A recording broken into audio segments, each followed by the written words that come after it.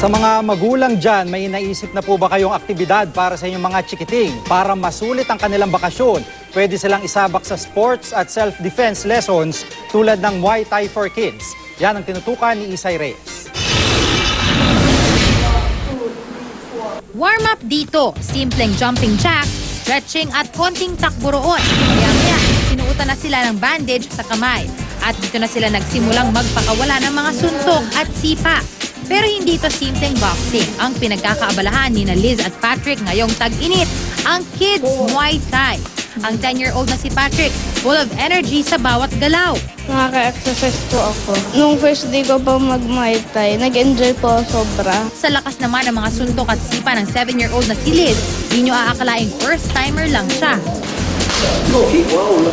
Pati nga mga coach, napabilib sa lakas niya. Kaya posible raw siyang maging professional athlete. Na nag-enjoy ka naman? Oo. Ano yung gusto mo ulit? Exercise. Gusto mo lang ng exercise. Bakit? Kasi hindi ako nag-e-exercise sa bahay. Naramdaman mo lumalakas kapag nag-exercise ka?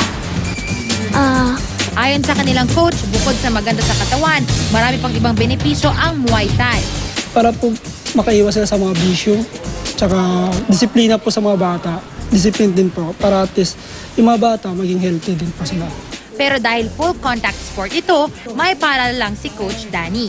Sinasabi po namin sa kanila na huwag niyong gawin ito sa mga kaklase nila o either sa mga kaibigan nila kasi hindi ito biro. Isay Reyes, nakatutok, 24 oras.